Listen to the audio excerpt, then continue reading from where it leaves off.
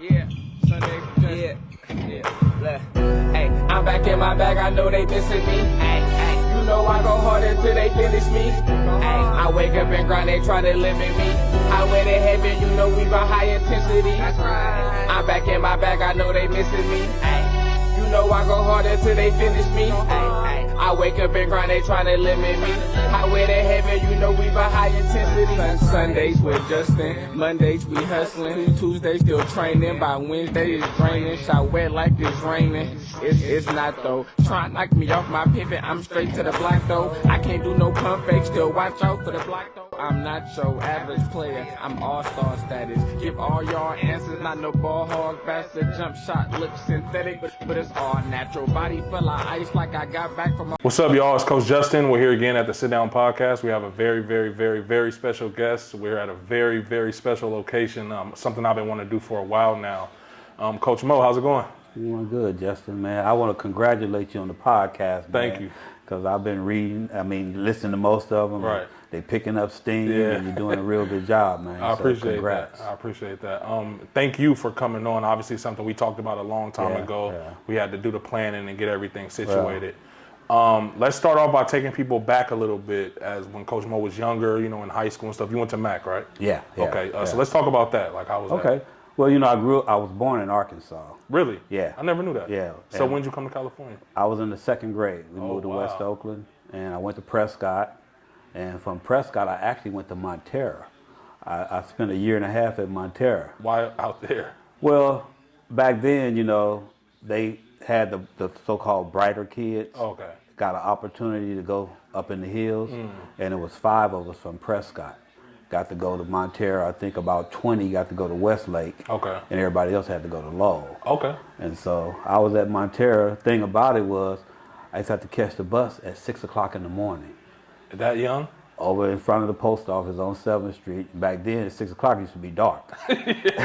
Just to get up to Montera, you know, because they only had buses that went up there before school and after school. Same with Skyline, I think. Other than that, you know, you have to walk this trail by the golf course, get all the way down to Park Boulevard to get a bus.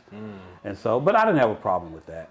What really bothered me, though, was all my friends were at the other junior highs. Right. And at Montera, only the 9th graders got to play against the other junior high schools. Oh, 7th okay. and 8th graders back then, we played intramural sports, like flag football. We had intramural basketball. And that's just, intramural is just basically within the school, Within right? the school. Okay. And the good thing I liked about it was, instead of playing softball, we played baseball, and we had a pitching machine. And so that really helped me with my baseball skills. Were you already playing baseball before? Yeah, I've been playing baseball my whole life. Oh, okay. That's what's up. Yeah. That's what's up. So how many years did you stay at Montera? Year and a half. And then you go the with second semester of the 8th grade, I transferred to Lowell. Lowell, okay. Yeah, so now you're back home. Yeah, with my partners. Oh. You know, now we playing all the other junior highs and stuff like that. So, yeah, I spent 8th and 9th grade at Lowell, and then I went to Mac. Okay. Yeah. And coming into Mac, what sports did you play at Mac? I played baseball and football. No basketball. No basketball, even though going into my senior year, hooping in the gym, because I always played basketball with all the fellas on the team and everything. Coach Talcott asked me one time why didn't I come out for the basketball team, but I didn't want to tell him that I'd heard the rumors that football players, he didn't like football players, his basketball players playing football. Okay. And what ended up happening, though, to change all that, a lot of his star players started playing football. Oh, got you. You know. So he kind of had to ease up on that a little bit. Yeah. And so my senior year, I'm going to surprise everybody. I'm going to go out for the hoop team. But at the end of the football season, I broke my wrist. Oh, wow. And see, you probably can tell that baseball picture I posted a couple of weeks ago. If you zoom in on that picture, you can see I had a cast on. Oh, wow. Because those pictures was taken at the beginning of the season, even though it was posted at the end of the season, I had a cast on. Okay. And before the first baseball game, I took my cast off myself. For real? Yep. So you wasn't all the way healed? Nope. In your head you was. And the thing about it back then, the coaches didn't ask you, like we asked kids for clearance from the doctor and all that. Oh, so you did this without really nobody knowing? Nope. I went home that night, soaked that cast in hot water and sawed it off. That's crazy. Did you ever hurt it again? No, but the funny thing about it was Coach started me. Really? But I was a starter baseball team back then. Okay. anyhow, I heard so, you were really good in baseball. Yeah. Okay, so you didn't play hoop at all for Mac, pretty much? No. Were you playing, I know you were playing with the guys, but did you ever play for teams and stuff? Well, my first year when I was at Davis, I was hooping with all the guys on the team and serving, so I go to the coach about playing basketball. Really? And he told me that I couldn't come out for the team. Why? You know, because I played football and baseball. Gotcha. And I'm like, well, I could play all three. And he was like, had nobody did that since 1960. And I'm like, well, I could be the first. But the cold part was, back then we had JV teams in college. Oh, wow. So I want to go out for the JV team. And he was like, no, because they made commitments to recruits because, see, it wasn't a scholarship school. And see, I got into Davis on my academic scholarships because I was a valedictorian at Mac. Really? Yeah. I never knew that. Yeah, a lot of people didn't know that. And it was funny because, and to this day I regret it, Justin. I got into it with my English teacher. In college? No, at Mac. Okay. Miss Seal, because you know how you do the valedictorian speeches? It's always boring and long. So I'm like, you know what? I'm going to do a different valedictorian speech. I'm going to add some humor to it. So I'm practicing my speech, and she say, Mr. Nathaniel, you're not going to read that speech at the graduation. I say, why not? I'm about to try to read what I want to. Right. She said, you need to change that speech. And I said, well, if I can't do my speech, I'm not going to participate. And she said, you're just being ridiculous. I didn't participate. Really? I didn't even walk across the stage. I was at the graduation sitting in the audience with my mom. And I really felt bad because later on in life, I felt I robbed her of a real proud moment for her. You know, but she was there because, you know, all my friends there. She was there to see all my friends graduate and everything. Did she try to convince you to do it? She mentioned it to me, but, you know, I was stubborn back then. You know, I mean, I remember the physiology class. I walked in there one time, and Mr. Hand, the physiology teacher, say, well, Mr. Nathaniel, I don't even know why he in here because he already got an F. And I had straight A's. Right. I'm like, what you mean I got an F? He said, well, you allowed so many absences for marking period, and you already won over, so I got to give you an F. Well, I got up and walked out. Never went back. And so he kept telling me I need to come take the final. But see, I didn't understand how the final was weighted back then. So I'm telling him, man, I ain't worried about it. I got three A's, and you give me the F, I'm still getting a B. It don't work that way. Right. You know, the final grade, if you get an F on the final, you got an F for the course. I'm still tripping. He calling my mom. She trying to talk to me and stuff. But see, my mom didn't really get on me by academics because she knew he was taking care of business. I was taking care of business. You know, like when my friends, they didn't realize I come straight home, do my homework. Now I'm going out, hitting the street, over Prescott, we hooping, doing all kind of stuff because my work is done. And see, my 11th and 12th grade years, we had what they call module scheduling to prepare us for college. Oh, that's like you go to class classes on Monday, Wednesday, Friday. Then you go to other class on Tuesday, Thursday. So one day you might have 2 classes. So you got a lot of free time. Well, my free time, I go to the library, do all my work and stuff. So you was locked in like that? Yeah. Was school easy for you? Yeah, it was. See, school was super easy for me too, especially when I first started. But it got to the point to where I developed bad habits, to where I was so smart. And before I went to Amador, I didn't have to pay attention in class. I didn't have to. I could literally just. I was smart enough to just get by. But that became a habit for me. So when I got to college, I had to even at Amador, I had to revamp myself. But then again, in college, just coming to Mac, it was pretty much the same thing. It was so easy for me. And I remember seeing Mr. Hand one morning. Mr. Nathaniel, I'm telling you, you're going to get an F, and that's ridiculous. And I said, well, Mr. Hand, let's go take the test now. No, you need to prepare. No, you want me to take the test now. Took the test, got an A-. And stuff. But I knew the work, Justin. Yeah, okay. You know, now, granted, when I got to Davis, at Mac, it was always A's, and I'd be tripping if I got a B. Right. Now, I'm getting B's and C's. More C's than B's. Right. Which means it was a lot tougher, you know. How was your baseball career and football career at Mac? Were you pretty good? I know you were good at baseball, but what about football? Football, I was good too. What position you know, when I went out for defensive back. Okay. Because that's what I wanted to play. but I'm going up snatching one-hand interceptions and stuff like that. So the coach moved me as flanker, yeah. Okay, yeah. And I'm mad, you know. Did you play youth football growing up and stuff?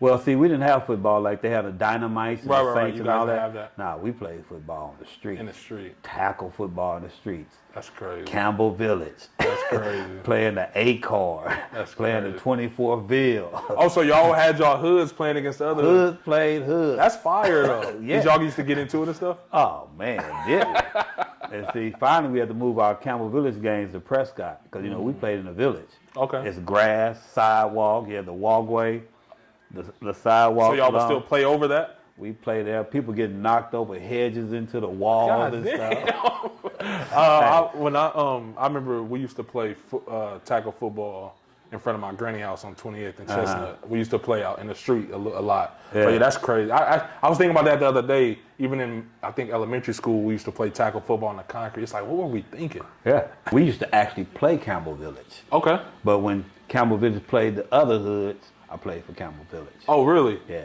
Going to UC Davis and everything, obviously you had to make an adjustment as far as academics. Yeah. You didn't play sports at all there, or you did? I played football. Football and baseball. Right? How was that? And see, baseball, I wish I had did more homework before I decided to go to Davis. Because Davis had been recruiting me for baseball. Mm-hmm. I've been getting letters and all this, but I knew it wasn't a scholarship school. And to be honest with you, Justin, I wasn't planning on going to college. Really? Yeah. Why is that? My dad had lined up me a job at General Motors. Really? You know, and my dad was one of them blue collar guys, you know. Just go get a job. Yeah. And he told me, he said, well, they're going to bring you in. You're going to be like a gopher. You're going to work in all the different departments in the plant. He said, but it's going to be good because you're going to learn everything. Yep. And so I was all excited. I was already tripping off of, oh man, I'm going to have all this money and shit. And then I'm going to be, because, you know, I used to sell weed in high school. Oh, okay. Yeah. Like, yeah, I can stop copping these quarter pounds and getting pounds and shit. Up your supply. Yeah, I'm just thinking all kind of stuff, you know. And so then, I remember one day the counselor called me in. Mm-hmm. One of my friends, Don Anderson, Ray Anderson's brother Don was down at the school visiting. Mm-hmm. And the counselor asked me to take a trip up to Davis with him. I didn't want to go. And then Don would say, man, come on, you get to get out of class and still we're going to hang out and have a good time. So I decided to go up to Davis with him. Mm-hmm. And man, I fell in love with the campus, but more than anything, the women. Just, I had never been around so many fine women, and you know, and I'm telling him, I'm like, man, these women ain't gonna want to talk to little freshmen. He said, dude, what you talking about? These mostly are freshmen. It's freshman orientation week. You don't want to see the upperclassmen until you get here. Man, we came back to Oakland. I said, man, I'm going to Davis. Your mind was made up. I'm going to Davis. I remember I told my coaches, Coach Evans and Coach Baylor, that they were like, Davis, man, you gonna have women all on your neck. And I'm like, yeah, I know. That's hilarious. And so that's why I went to college. Oh, wow. Yep. And of course, my dad was real disappointed. And it's funny how most people be elated their kid going to college. Right.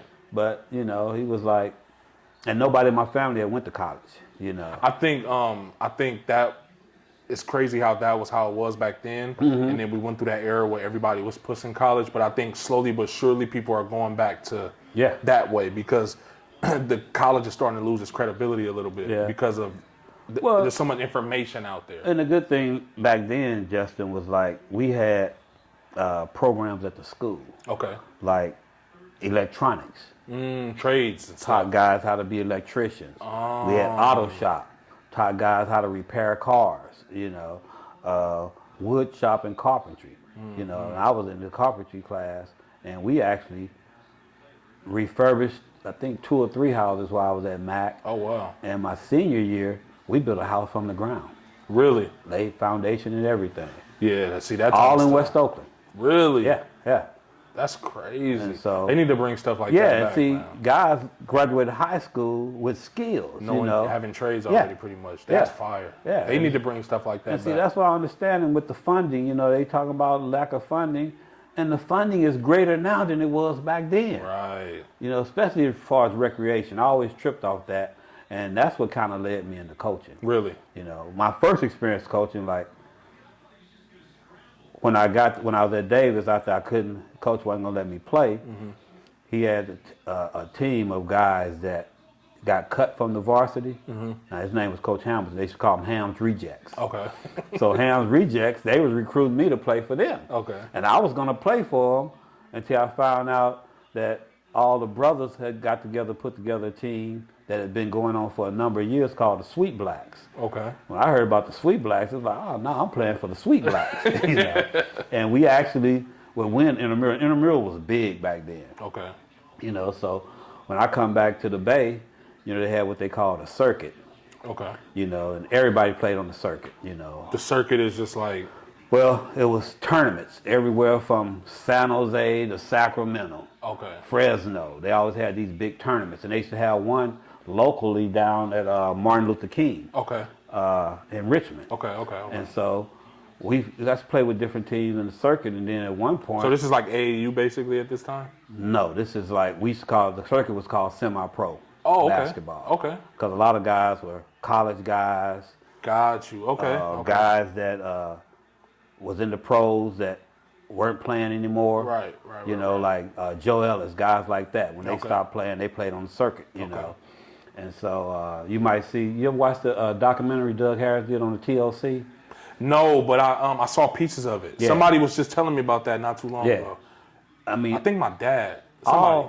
all the great players in Northern California played on the circuit. Oh, wow. You know, and so after playing on the circuit, now I'm playing with guys that I grew up watching, like Gene Ransom, Pete McKinney, Sam Hill, all those guys.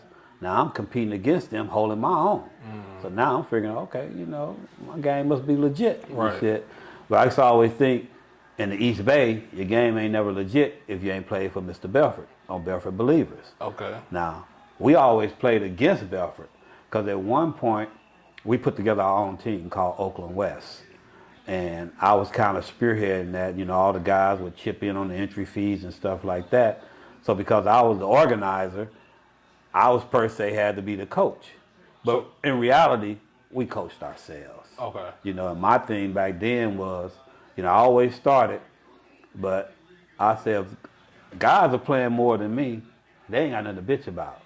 So I would come out the game, I'm letting the other guys play. And then finally, guys like, man, get back in the game, you know, and stuff. But we basically coached ourselves, timeout.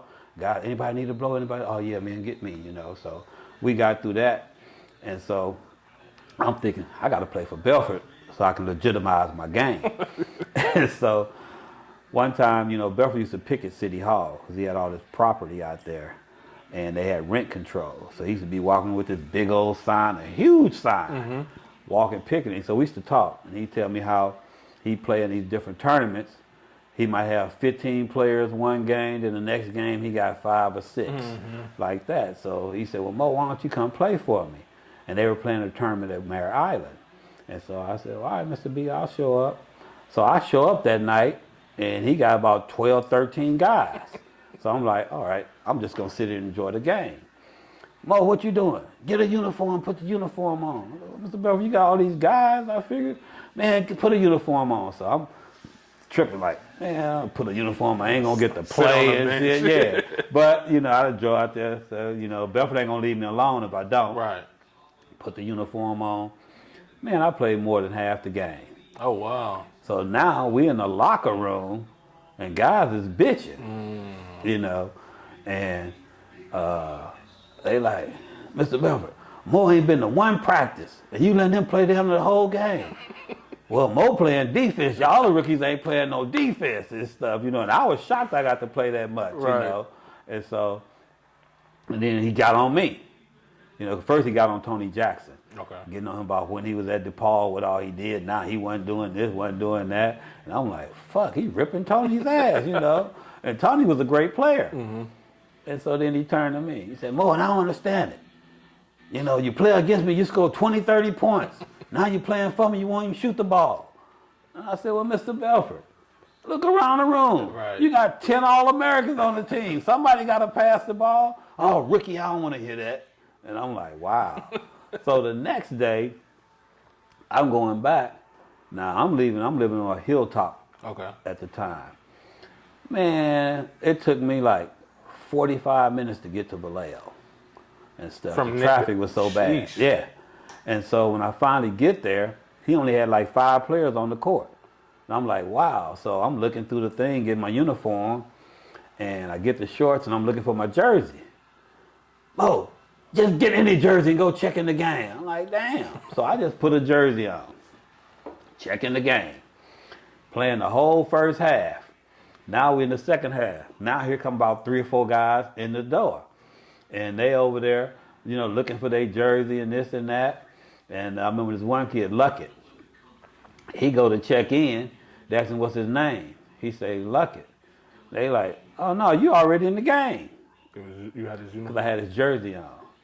So they stopped the game, called the referees over. They hit us with a tech, you know, because I wasn't in the book. But see, that was on Belford. See, I wasn't one of his regular players. So he didn't put everybody in the book. He didn't put me in the book. Got you. So, and he was the one who told me just grab a jersey. But see, a lot of people don't realize you can change numbers each game. You don't have to wear the same number every game. Right. And I remember Doug Harris and James Day, all them guys, they getting on me. Like, oh man, fuck it. And it was a close game. We playing an all-Navy team. Oh, okay. And he was like, man, you know you got to wear the same uniform and all that. So they getting on me. And I'm getting, because it was our ball. All of a sudden, they get the ball, they shoot the tech and get the ball. You know, it was a big turnaround. Right. And I go off on them. I'm like, hold on, man. Y'all, what the fuck y'all tripping? Y'all don't know the rules. I can change numbers every game. Right. The tech is because Belford didn't have me in the book. Right. And so Belford seen me argue. He sent a sub for me. I come to the bench. I said, Mr. B, it's your fault, dude. You didn't put me in the book. You know, it ain't got nothing to do with the jersey. Right. It's stuff.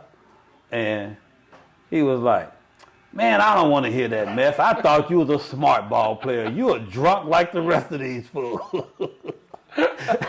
Just everybody in the stands behind the bench, they falling out laughing. I couldn't do nothing but laugh myself. Right. And I'm sitting on the bench saying, wow, I'm up here thinking about all this time I got to play for Mr. B to legitimize my game. And my first time playing for me, he called me a drunk and a fool. That's hilarious. Yeah. But later on, I ended up playing with Belford in a few other tournaments and stuff. So it was all good. Okay. Yeah. It was something I wanted to ask you. You were born in Arkansas, you said? Yeah. Okay.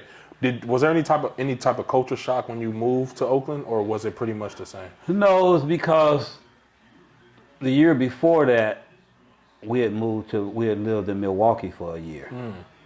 And so that was the difference from going from country to inner city. Got you. Living in Milwaukee. And then as soon as we moved back to Milwaukee, that summer, when the summer was over, my dad was already out here in California. You know, and he had got established at General Motors, and he sent for us. And so. So black people in each spot? Yep. Okay. Yep. That's what's up. Yep. That's what's up. See, like I told you, I was hooping on the circuit and everything. And my brother-in-law was in the Coast Guard. And he took me with him one day when they were practicing, and I got to work out with them, and they recruited me, so I got to play a year with the Coast Guard, even though I wasn't in the Coast Guard. Really? Yeah. And who'd you guys play, like? Well, there were other Army bases, you know, like Got you. Okay. Army base had teams, but we were actually in a league in Richmond that I guess it was different corporations and different people had leagues in there, because that was my first time meeting Clint Williams, who coached at Fremont. We played against them, beat them. Okay. And then I never saw Clint again until I started coaching at Mac. At Mac. Yeah. That's what's up.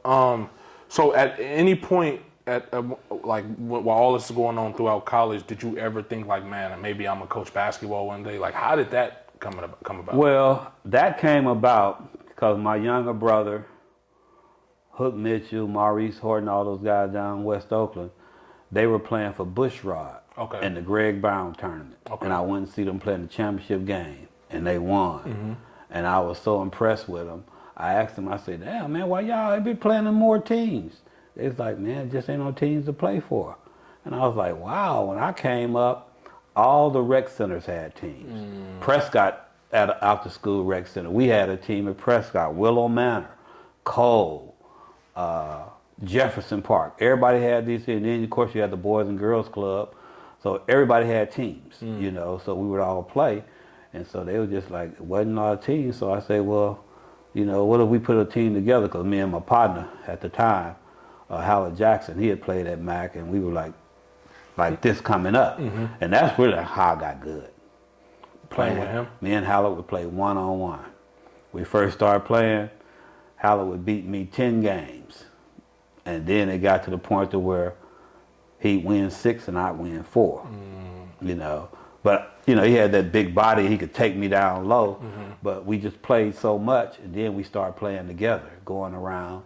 And then there was one point where when we went hooping in tournaments and leagues, we drive around the city, drive by East Shore Park in Richmond, see hella guys out there playing. Out. Oh, no, I go get my boys, and next week we coming back. It'll be 4 of us, and we pick up one guy that's what's and hold down. That's what's up. That's kind of like what we used to do at 24. Me, Kiwi, Lil BT, Ken. We would always, Neffy, we would always go up to 24 with our own 5 and just run the court. We used to be 2-2-1 pressing everybody. And I remember one point almost playing over, we used to go over to Washington Park in Alameda. It would be 3 of us, and it was this one white guy. He was, I guess he was about 6'5", you know, and he had a pretty decent game. He would play with us. And then we picked up, he talked us into picking up this one white guy that came over there to play that we didn't care, you know, who we play with, you know. We was like, yeah, he can play with us and shit. Justin, we used to hold out every weekend over there. But guess who the other 5th guy was? Who? Mike Phelps. Oh, wow. Coach at O'Dowd. Oh, wow. That's crazy. Yeah. So he was pretty good? Yeah, he was all right. That's what's up. And stuff. It was funny, though, because when I started coaching, he didn't remember that. And I didn't let him know right away because I felt all those guys didn't give me my respect when I started coaching. They didn't? Nah. Really? And I figured but I found out later on, see, I didn't know about the private school, public school dynamic and all that, you know. And I was resentful for a long time. Me and Booz used to talk shit about that. But then after I got to coaching, learned the game, got more into it, I understood why they didn't want to play me. Why? Stuff. Because it wouldn't really help them. High risk, low reward. Yeah, like St. Joe's. If they beat us, you just beat McClinton's, you know. And if they lost to us, you know, it would really bring them down as far as seating and stuff like that. That makes sense. I don't think I realized that either. Yeah, because I used to tell them, man, we'll come play at y'all gym, you know. They didn't want that. Plus, they didn't want us to bring that element of crowd, you know, how the Mac House travels. Do I know? Of course I know. Yeah. And so, but when I talked to my brother them about it, putting the team together, they was all on board. And so our first team, all West Oakland kids. And I remember we used to laugh because that was back when DePaul first came on the scene with Mark Aguirre, Clyde Bradshaw, and them. We used to say we like DePaul. We got 5 studs. And the rest of the guys was just role players. Yeah, mainly on the team because they from the West. But sometimes people was like, tell me like, yeah, you play basketball? You know? Because they realized it was on the High Five. We named the team High Five. We went out and bought orange and black uniforms like Mac. And this is before you had any, besides going to Mac, you hadn't coached at Mac yet, obviously. Hadn't coached, did no coach. This was my first time really getting into coaching other than the circuit thing when I could say we really coached ourselves. Did you feel like you knew basketball at this point? Well, I had always been a student of the game, Justin. Okay. And I taught myself how to play. You know, so That's my right. thing, That's and right. we played every day. You know, if it wasn't inside, it was outside. But I feel like you know that even playing every day, you don't really learn the game. But being the student aspect of it. Actually, you learn a lot playing every day, especially when you're playing against older guys. Okay. And see, back then, we played older guys. Right. I mean, I went through it, you know, where guys be like, man, don't pick him up. Don't pick him up. So when we actually get on the court, we used to get winners and stuff, you know. Or sometime a guy tell me I could play, then somebody be like, here comes another guy. Man, get on. He said, no, we got, who else you got? And they put him, man, drop him, man. Tell him you didn't know so-and-so. I used to hear it all. Yeah, you know? I think everybody went through that. Yeah, but still, you know, I used to take that shit personally, you know. So I remembered all the guys who used to do me like that. That's funny. You know, I mean, go through where it's like 3 guys on the side, they all got winners, and they all got their team. I hate that. And it's like, who else is here? And then somebody else came and say, they bumped me out of my winners. I'm before winner. Oh man, he had winners, but he went to the store or something. They and bumped me. And, I know them I got games. pumped. Yeah, I know them games. I used to take that personally though, and so then when I figured my gang got the shit talking for him, that's what I always say. Yeah, my gang is shit talking for him now. I remember all of them. That's hilarious. Stuff. Yeah, sometimes I got to where, especially when we used to play at St. Patrick's, they used to have an old gym up on the 3rd floor. Okay. We used to have battles in there. Everybody in West Oakland came down to play at St. Patrick's. That's what's up. All of a sudden, I'm getting picked first now by some of the guys. Talking about you the key. I realized, no, they picking me because if I'm on the team, they know I'm coming at them and stuff. Or if we on opposite team and they like, I got Justin. You guard who guard you. I'm on the team. I say, hey Justin, I got him. Yeah. And stuff. They ain't getting away. You have personal battles in there. Exactly. That's hilarious. And like I say, man, when you playing older guys, you get picked a lot, you get your shot blocked a lot, but it helped me because I learned to get my shot off quicker, and I learned to get range. Yeah, creating space and stuff creating like space. that. Yeah. But the biggest thing that I did that a lot of people didn't do, use the backboard. A lot of people just wouldn't use the glass. And I'm shooting threes off the glass. You learn. I said, hey, you learn the glass, it'll show you love. Yeah. I always talk to my kids. When we used to do a 3-man weed transitional drills, we had a period where we shoot bankers. Always shooting the bankers, because that makes sense because Memo could shoot off the glass really well. Yeah, and I got to tell guys, mid-range game was a lost art, And so, yeah, man, I started getting back at guys and stuff, and so I said, hey, you got to earn your respect. Right. No, and you just learn all little things, we playing with guys. Guys used to think we running plays. Man, they running plays. We ain't running no plays. Right. I see I go set a back pick on you. Spacing, man, movement. cut back door, layup, Then if they switch, he going through. Flashing, now I'm going back because I done sealed them, Yeah. we just all played the game like that. We have a team, especially when we played church league, we be basically all guards and stuff. Our big man was about 6'4", Ralph Walker. I don't know. Oh, you know him. He's a security guy, head of security for the Warriors. Oh, okay. Yeah, the guy they call him Steph's bodyguard. Oh, okay. I think I know you're talking about. Yeah, He be in the videos with him walking sometimes. Yeah, all the time. Yeah. Yeah. Well, see, people don't realize Ralph was a hell of a player. They used to call him Skywalker. He played at St. Mary's, and I remember when he played, they played USF. Now, they got a couple 6'10", 6'11" guys on the team. He would have to guard Cartwright, 7-footer. He has a picture like that picture of Damon Powell. Ralph jumping with Cartwright. This is Cartwright arm. Ralph up there. Oh, wow. Ralph jumped out the gym. Sheesh. That brother was tough, man. Throw him a lob. He'd catch it, slam it off the board, then slam it. God damn. Yeah, Ralph was he was nice. Coaching at MAC, like how did that come about? Well, I did AAU for 10 years. Really? What team? Yeah, AAU, the High Five. Oh, we started our own team. Okay. See, we came on the scene, it was all about Bill Green. So, how old was Hook and them at this time? Well, when I started, I had a 15 and under team, and I think Hook was like 12 or 13, because my brother then was 14.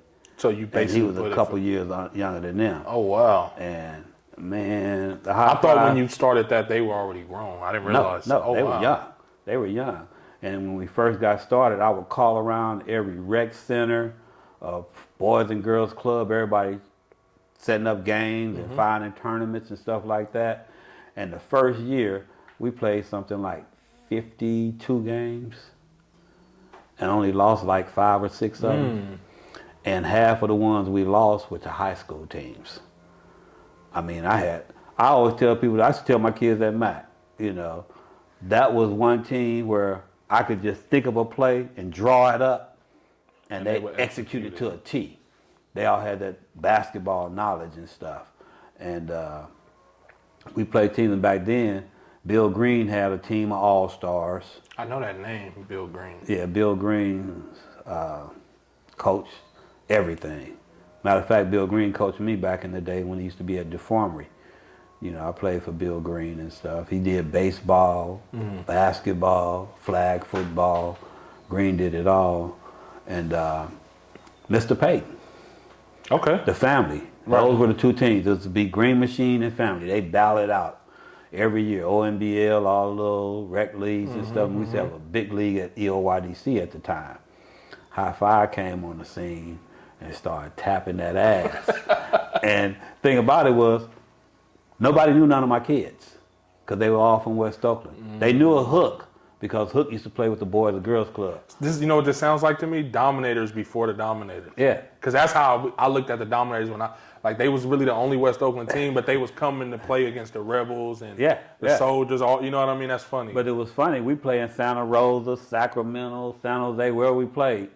Somebody would know Hook. One of the other coaches would know Hook. Would know nobody else. And so we started knocking off Green Machine. We knocked off Family. Next thing you know, they combined their team. And we used to play Mr. Payton, you know, we used to have rent out St. Patrick's. And we'd play them. And we played them 4 times before they finally beat us. Oh, wow. And after they beat us, the day they beat us, I remember I had like 15 chairs out. He had so many players, I had to put 5 more chairs out. And so in the game they won, it was something like 107 to 102, something like that. That was scoring like that? Yeah. Jeez. And when the game was over, my kids say, Coach, we don't want to play them no more. But here come Mr. Payton. Dwight, let's play again next week, you know, because the gym packed. You know, we charging 50 cents to get in, but the money just paid for the rental of the gym. And I said, well, Mr. Payton, my kids don't want to play no more. What? They don't want to play no more? What, they scared? I said, nah, they just don't want to play. I said, well, Mr. Payton, you know, Mr. Payton back then used to be real boisterous, you know, during the game. Because sometimes I used to ask him to calm down with the profanity and stuff like that. Yeah. Was Gary on this? Gary Payton on Gary? His, it was this odd thing was Gary was a little short kid with a perm. Okay. Jerry curl. Gary was giving us 20 a game. I used to get on Hook all the time about Gary. Gary gives the business. Now the time they beat us, Gary didn't get but about 5 minutes in the game. Because he had all them other dudes. He got all them other guys, you know. Josh Lowry and all Stan Lovely. He didn't went up. Then I found out later on that he went up to the Guy Right tournament and got some guys. Man, we got this big game to play. And so finally I was like, well, Mr. Payton, I kind of agree with my kids. Yeah. Because every time we play, you got your main core kids, but you always got some different kids. People, yeah. So it ain't like your team can beat my team. Oh, Dwight, that's ridiculous, and this and that. And I said, well, you know what? We just got to start meeting in these different leagues and tournaments, which we did. You know, they get us sometime, we get them sometime. But yeah, that's how I got started. After that, Jess and I had people coming to me, bringing play. Because see, I didn't never have tryouts. You know, when my brother them got old, they moved on. Hook was like my main guy, and we talk about what we wanted. We fill roles on the team. And he like, I got somebody to fit that role. And I said, oh yeah. And he said, yeah, I want you to come check them out. How old are you at this point? 24, yeah. And Hook is like 15, 16 around that age now at this point? Well, 14. 14. Yeah. And you guys are having, that's fire that y'all are having that. Yeah. That connection Hook would like go that. get guys. And it was funny because getting ready, I would always know the next player coming up was Kassan Jackson. Kassan Jackson. Yeah. He went to O'Dowd. Okay. He's from West Oakland too? Yeah, Campbell Village. You know? Hey. So you already got your eyes on Kassan him. was a great player. Okay. High school, played at Santa Barbara. Oh, wow. Kassan was nice. And I remember one time out there, Houston, watch this. Shiny over at the house, and they all sit back, and I'm in the kitchen talking. I say, yeah, man, I got big plans for the High Five next year, man. We going to L.A., Vegas. I'm naming all these places and stuff, and seeing Shiny in the eyes getting big. And, man, when I matched him and Hook, I thought the High Five was good when I had my brother. Yeah. Because Huey would score 20-something a game. I had 3 20-point scores. Houston, my assistant coach at MAC, Maurice Horton, and Mark Jackson. he ended up going to Oakland High. And so, because I remember we played, I had a guy that hooped with me on the circuit that played at St. Mary's, Ken Jones. He was a Santa Rosa police officer. And so he told me he's going to hook up a game with me with the Santa Rosa Boys Club. I was like, oh, cool, you know. And so he set the game up. We go up there. And I remember my dad was at the game. My dad never saw me play sports to that point. Okay. My brother Walt never seen us. So he had a girlfriend up in Santa Rosa. He'd be up there. So he told him about the game. He come to the game and stuff. We walk in the gym. Man, they got these kids 6'6", you know. And I'm like, wow. And so then the coach come over there in the gym, packed, you know. And he said, well, Coach, I thought you had a bigger team than this. He said, but can we still play the game? Because we got all these parents and fans in here and stuff. I'll tell my guys to go easy on them. I say, well, no, we pretty good, man. Don't tell us to go easy on them. He said, well, man, Officer Jones said you had guys dunking. And I called Lamont Smith over. I said, Lamont, come here. I said, this is the guy here. You know, Lamont was about 6 feet, skinny, but Lamont could get up, you know. And so I said, we're going to play the game. We beat them by 30. I remember my little brother went for 38. Jeez. They were scoring. And so I remember one of the parents come over, and I took exception to it because she said, oh my God, your kids are fantastic. What are you feeding them? And I looked, I said the same thing you feed your kids. Then I had to calm down. Right. And then my dad come over and told my brother, he said, oh boy, you can play that ball. I didn't realize that. I told him, I said, Daddy, we all can play. You just ain't never took the time to come see us play. Did you guys try to get him to come see you? No. You just didn't even care. I figured, you know, he would want to come. Because he used to always tease me. He was like, you know, I'll be helping him fix the car or something, even my car. I got a game to go to. Boy, you and that ball, understand, y'all getting broke up. I got to take you to the doctor and all this and that. It ain't like you can make money from it. You know, now my dad's a big baseball and basketball fan. He said he don't know too much about football. But now if he's looking at the salary, he said, boy, if I knew that kind of money, I'd have had you in the gym and at the park every day. That's hilarious. Yeah. I bet, yeah. A lot of money, man. So, you know, after we started winning, so I hooked Shiny and Hook Up. That was Kassan. We called him Shiny. And I used to call him, you know, we call Hook Juice. I used to call him Juice Jordan. I used to call Shiny Magic Jackson. Because Shiny back then was almost, I think 8th grade, he like 6 feet. Sheesh. And stuff. 9th grade, he's 6'2". He was a big guard. We ran his half-court trap, you know, junior high. And he's so athletic and fundamental sound. And coordinated, he's probably. Stealing everything out front, just throwing it. Hook averaging down there 10 dunks a game.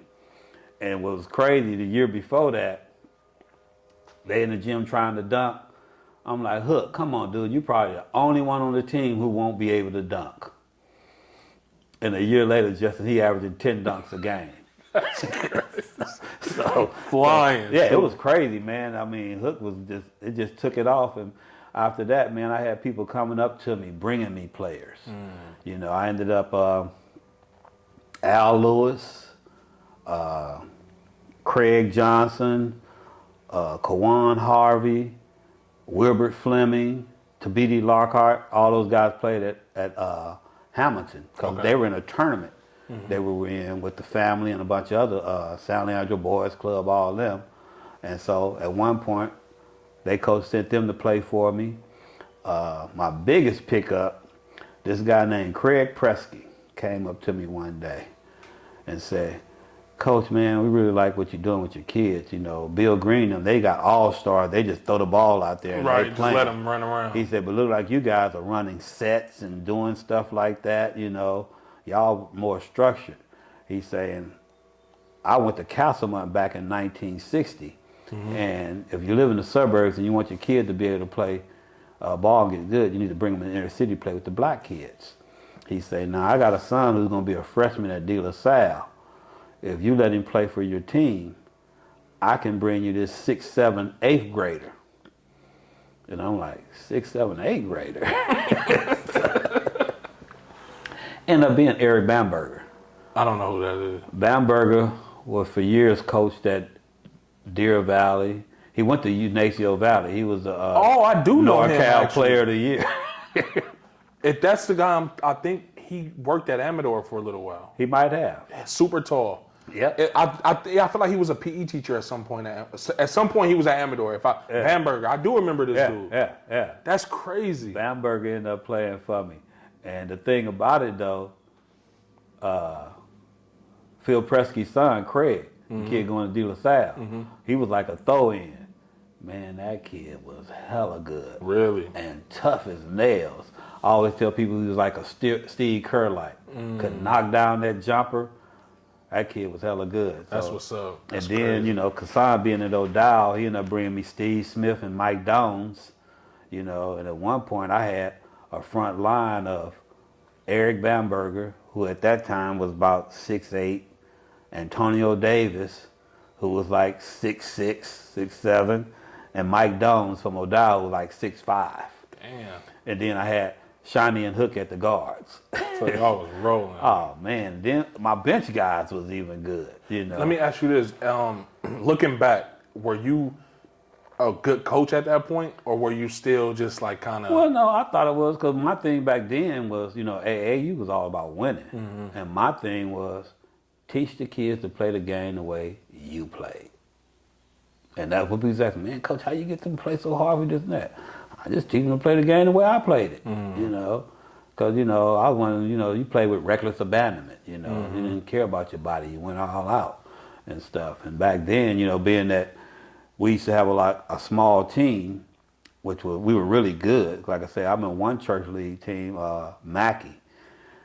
I had the Antioch team. I don't know if any of them kids went to Antioch because he had all college players, And we played them at EOYDC one game, and Justin, they had 20 dunks against us, but we beat them by 20. Damn. And shit, because I had the two Bird brothers, Roy and Anthony Bird.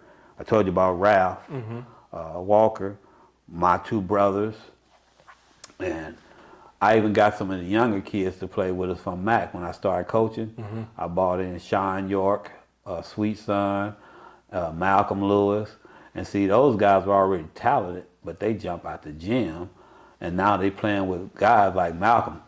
Coach, this is so much easier than high school. They getting all these dunks. I said, that's because you're playing with guys that know how to get you the ball when you need it and when you want it and stuff. And I tell people this day, Sean York, that kid did a dunk that I ain't seen nobody do on the high school, college, or pro level. He coming on to break it, and you know how when you see somebody crashing the board from the top, you free throw line, you blindside him with that pick. He come hard. My brother threw the ball up, and the kid go to block him out. Sean jumped over this kid at the free throw line, mid-air, caught it, and slammed it through. Jeez. People ran out the gym. I bet. People on my team on the bench ran out the gym. Especially at that time, because nowadays bounces are a little more normal. Back then, that probably was like a freak of nature. That's why I tell people all the time, I say, shit, you look at these street ball slam dunk contests, they so much more phenomenal than the NBA. By far. I'll be like, damn. They be doing some These crazy guys stuff. be unbelievable. Yeah. Oh, you asked me about the high school thing. Yeah. Well, see, when I was coaching AAU, I used to always tell my kids, I guarantee you, when you play for the High Five, when you leave, you'll be able to make your high school team. And majority of my players went to MAC because a lot of them were from West Oakland. But then, like I said, I started getting kids from all over. And one year, Willie Harrington, the coach at MAC, he worked for the city of Berkeley, and I worked for the city of Berkeley. And one day he came to me and said, Mo, I need a JV coach. I said, what happened to Duck? He said, well, Duck going to be around. He's just going to be my assistant. But I need a JV coach. And I'm like, well, Will, I ain't got time to coach, man. I'm working, because I had stopped. Oh, back up. When I stopped coaching AAU, I coached 2 years for the Oakland Pals. Okay. They traveling team. Because Ralph was he was working out at Pal. Okay. And he put together a traveling team and called me, and so we decided we was going to coach them. And that was so much fun. We used to play in this big tournament down in Santa Monica every year, and the winner would go back east somewhere, Philly or Delaware. And that's when Brandon Payton got to play for me. Al Payton bought Brandon, and we played. And you know, he just back then just had Sobrani Park kids, and he wanted kids from all, because Phelps supposed to have been for the whole city.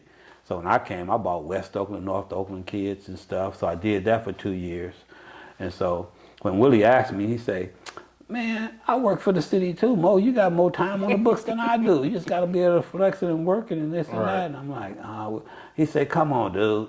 You've been a farm system for us for years." See, I didn't know they realized that.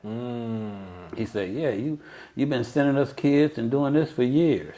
And so I said, "Well, Will, I'll see if I can work it out. The job allowed, flex the time, I'll go on and do it." I told him to see how it worked, and then, you know, the job was okay with it and everything. So I became the JV coach. And at this point, you leave AAU completely at home? Oh, yeah, I wasn't doing none of that. You know, I hadn't coached basketball for a year or so, you know. Is there a reason why you took a break, or just? Well, you know, I did 10 years AAU, 2 years of PAL, you know. Now, I was cool, you know. Hey, it was about family and shit, you know. Right. And so, but the first year to break into high school basketball, man, that was ideal, because that was that 26-1 team, the one up at the top there. Okay. Darnell stamps them. To this day, I don't know, you know, I wasn't back in the day when I understand that Paul Silas and them had one of the greatest teams ever. They had a lot of pros and everything on that team, but from my area, that was one of the greatest high school basketball teams. Really? They had everything, and we thought we were going to be undefeated that year. Everything was leading up to the big battle with Jesuit, because us and Jesuit have been flip-flopping for number one in the state all year, you know. And this is your first year at Mac? Yeah. And my JV team, I think we only lost one preseason game that year. They were undefeated. We had like one loss, which was to Kennedy or Sac and stuff. So we ended up getting a 2 or 3 losses when we got into the OAL. But, man, for somebody breaking into high school basketball, man, that was a phenomenal year, you know. And you were helping varsity out too? Yeah. And then, how many years are you the JV coach? 2 years. After my second year, I was finna quit coaching, you know, because, you know, we went from being 26-1, losing that heartbreaker at the Coliseum to De La Salle, to the next year, we did really good during the preseason and stuff. When we went into the OAL, we beat Oklahoma the first game. Then we lost 9 games in a row. But see, how did y'all lose hella seniors or something? How did y'all flip-flop like that? Yeah, we lost a lot of seniors and stuff, but me and Will just had different coaching styles. You know, he was real abusive on the, you know, at that time, you know, and boisterous, you know, and I was kind of laid back, and I just wasn't feeling, you know, like I leave the varsity bench, I got to go in there and get my kids ready for the game. I say, shit, I got to motivate myself and shit, you know. The motivator. You know, it's like, damn. And so I had determined, you know what, and like I say, I really appreciate Will, because he brought me into high school basketball, and I learned a lot about basketball from Coach. That's good. You know, and there were some things going around at the time, rumors that people were talking about him, because they used to ask me stuff. I used to be like, look, I don't know what that man do on his free time. We coach basketball together. We work for the city of Berkeley. Then I go my way, he go his way. Right. Because I'm not going to bite the hand that gave me an opportunity, you know. So I'm loyalty like, I ain't going to say nothing negative about Will, you know, and stuff. Especially when you really don't know. And they say when you ain't feeling comfortable with about a situation, you need to remove yourself. Right. And so he called me and said, well, Mo, I need you to come back. I said, well, you know, I don't think. He said, man, you just burn out. I go through that 2 or 3 times a year, man. He said, look, just take the summer, think about everything. He said, because you can let me know as late as September, I can still find another JV coach. And I'm like, well, Will, like I say, man, come on, man, the school, they finna buy us new uniforms and everything finna be great. And so that's where we left it. I go to a conference. I get back from the conference, my wife's telling me, Dwight, will you call the principal? He just called every day. I've been telling you he was out of town, and he keep calling. So I called him. He offers me the job. And I said, well, what about Harrington? Oh, we let him go. I'm like, wow. Was it because of those rumors? I don't know what it was, because I called Will, because I figured if Will got let go, he would have called me. He told you, right. So I called him. He said, what's going on? I said, I thought you said everything was cool and the school was giving us the support, new uniforms, everything. Yeah, it is. I said, well, shit, I just got off the phone with Chambers and he offered me your job. He said, what? He found out from me. And as it turns out, they mailed a letter to an address that he had changed residence 2 or 3 times. Oh, wow. So he didn't even know. He didn't even know. And he found out, and he said, hold on, man, let me call you back, you know. And so that started a whole bunch of mess. And Chambers was saying, that's why you need to update your records when you move and this and that, you know.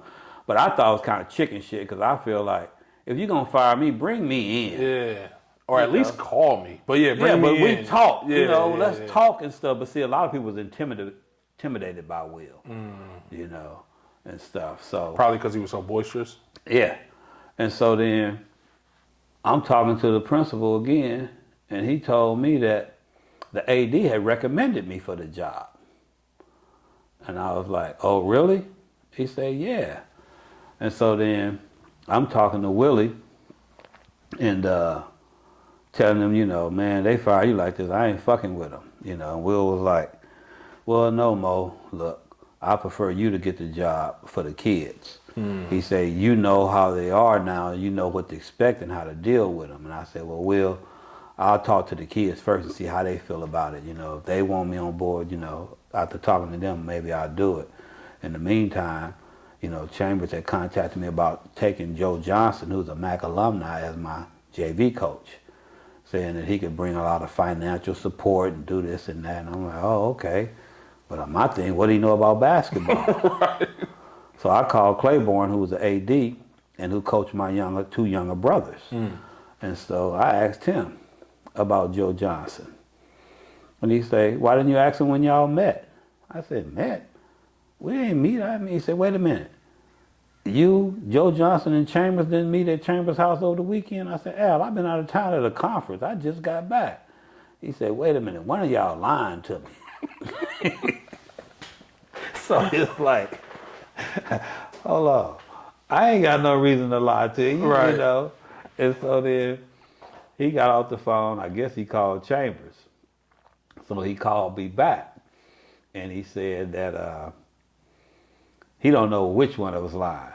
And because of that, he can't work with me in the capacity that he would if this hadn't happened. And I'm like, hold on, man, you the AD and you telling me that you can't work with me? He said, hold up. I never said I couldn't work with you. What I said was I won't be able to work with you in the capacity that I would if this hadn't happened. I'm going to always be a professional. And I'm like, shit. And I'm like, did you and him have a relationship at all before this? No, other than just talking to AD. You know, like he coached my younger brothers and stuff and everything. Okay. So we knew each other. And so then I said, well, Clay, this is what I'll do. I'll just take the job. If you're not happy with what I do after 1 year, y'all can have the job back. And he was like, no, I feel like every coach needs at least 3 years to see how they did with the program. So you need to do at least 3 years and then reevaluate and stuff. And I'm like, well, okay. I get off the phone. Fuck Al Claiborne. My wife told me, what's wrong? I said, nah, Claiborne think I lied to his motherfucking ass. Fuck him. So she like, Dwight, calm down. And we talk about it. She say, because she's the one telling me to take the job too, because she remembers when I was an AAU coach. I used to go to the game, and you know, I would have like 3 or 4 players on the team. And I used to be sitting there, you know, because my brother was playing too, my youngest brother, and I used to sit there saying, damn. Now, if I could just be on the bench, I didn't have to be, could just be on the bench, I could get into my kids' ears and keep them positive, you know, help them out a lot that way.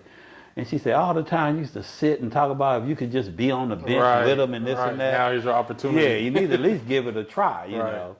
And so then I said, well, hey, I'm going to give it a try. And I think it was halfway, not even halfway, about the first quarter of the season, I get a call from Claiborne. He said, Mo, I'm not going to really get into it.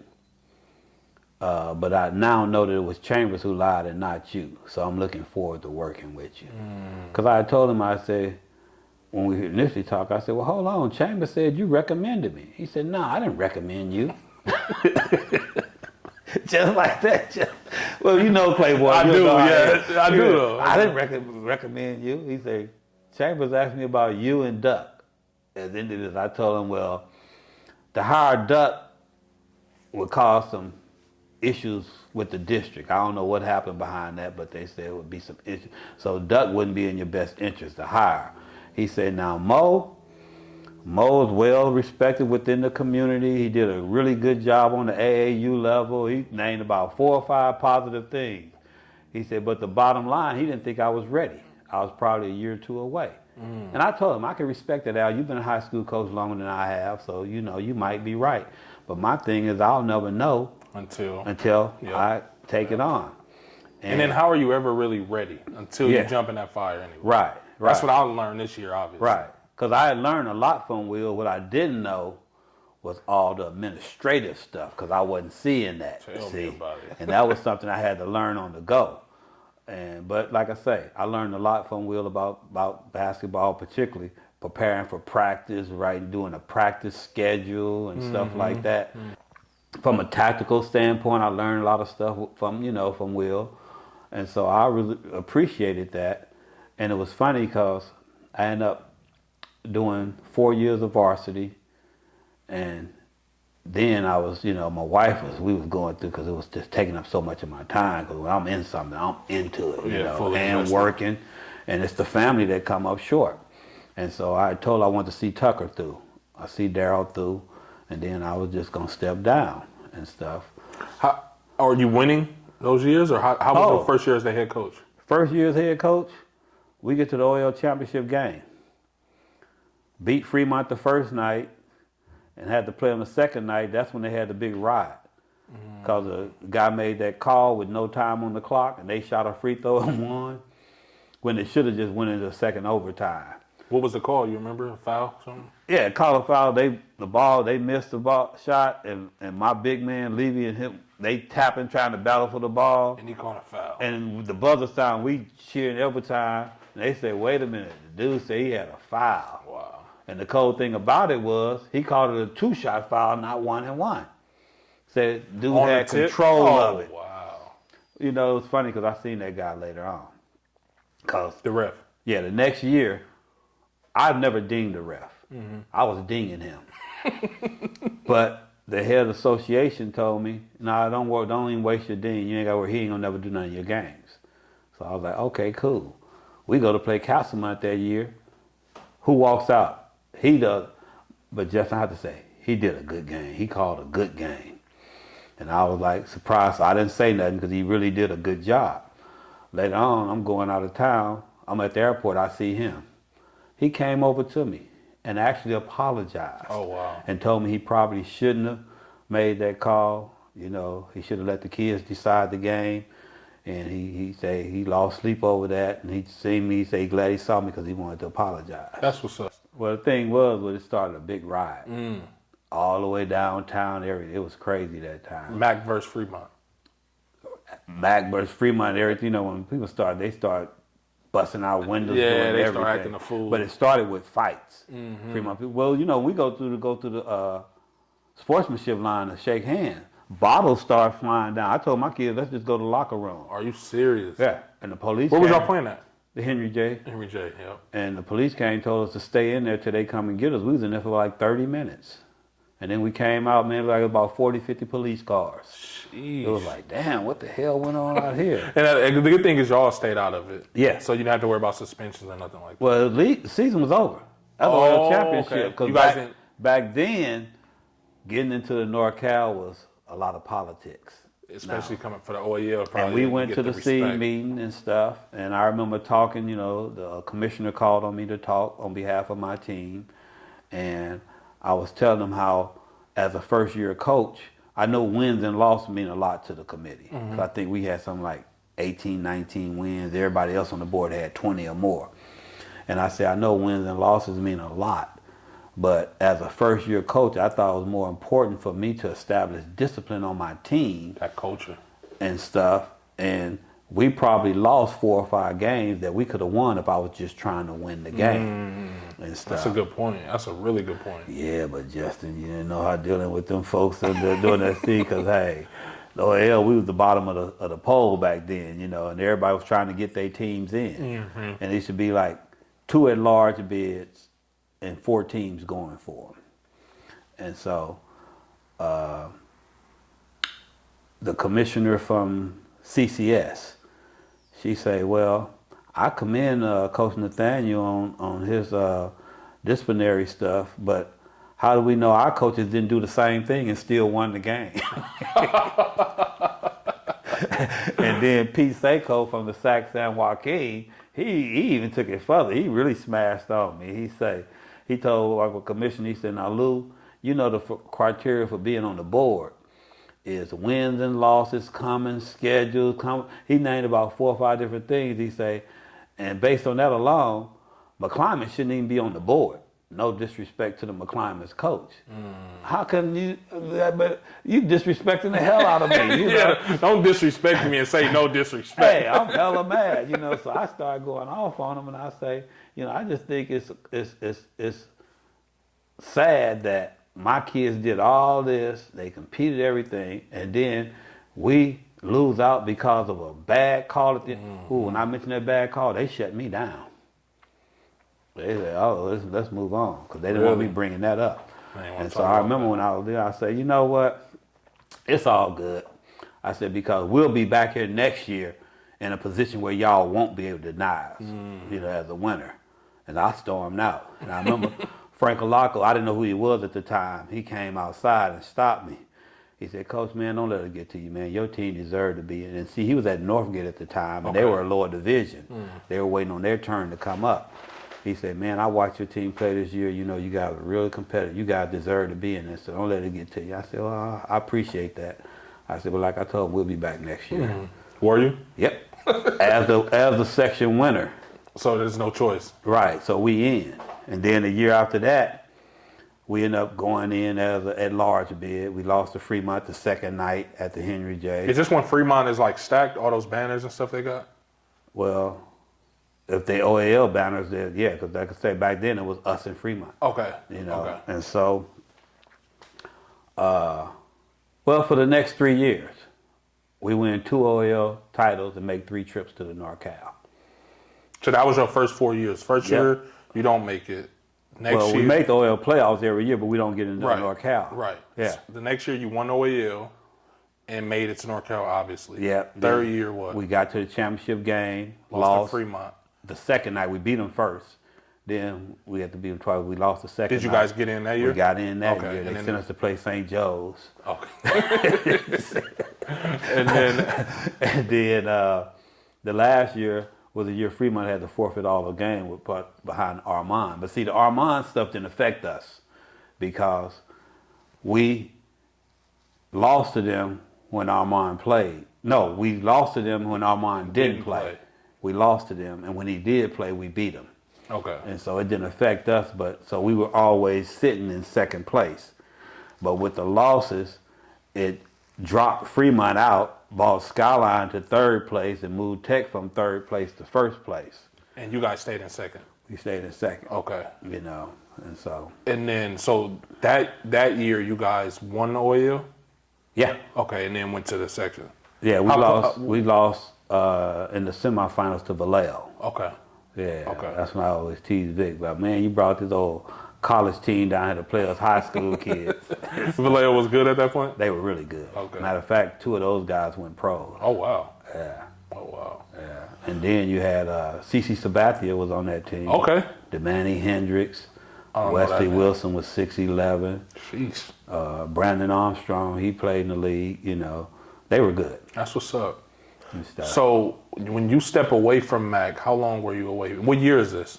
Well, 98, after the 98 season. Then Booz came in for 2 years. So Booz came, was Booz coaching with you at this time? Yeah, Booz coached with me every time. There was only 1 year where Booz didn't coach with me, was when I first came back. Okay. because he had been the head coach, and him and Claiborne had some issues, and he went up to Skyline. Okay. And coached up at Skyline. How did you and Booz start coaching together? Well, when I got the job, I needed a JV coach, and so I was interviewing some guys, and one of the guys I interviewed, Gerald Pleasance, Coach Pleasance. Oh, okay, I know Pleasant. Yeah, Pleasance was from Washington, and he went to UW with Booz. And so when I interviewed him, he was like, well, Coach, to be honest with you, I don't want to be the JV coach. I just want to help you. And I'm like, well, dude, I'm trying to find a JV. He said, well, my buddy Brandon, he want to get into high school. He actually went to Mac and played at Mac. And I'm thinking I couldn't think of any Brandon that I knew that played at Mac, you know. And so I'm like, well, you know, all right, well, have him holler at me. But in the meantime, you know, I got a couple more interviews. I might go with one of them. Mm-hmm. And so Gerald had went down to the Y. They had the new Y downtown, and talked to the guy about us coming in doing weight training at the Y. And so the guy wanted to meet with me because he wanted something where we set up our kids come in and coach and referee the little kids on Saturday morning, and we could use the Y for weight training. Oh, that's what's up. So when I go to meet with him, he was in another meeting that ran late. And so he said, well, I'll be with you guys in a minute. Just tour the facility, do what you want. So I see some brothers down there hooping. I said, let me go see these brothers hooping. Booz was one of them. And so when they stopped hooping, I go down and holler. I said, Booz, what's up, man? He said, hey, Mo. We started talking. Here comes Gerald. The president's talking about, oh, you know Brandon. I looked at Booz and say, Brandon? Because, you know, Booz's name was Ernest Brooks. Oh, okay, I didn't know that. Yeah, he changed his name to Brandon. Oh, I never knew that. Yeah, Booz was Ernest Brooks. I say, wow. Brandon? He say, oh, boy, it's a long story. I'll tell you later.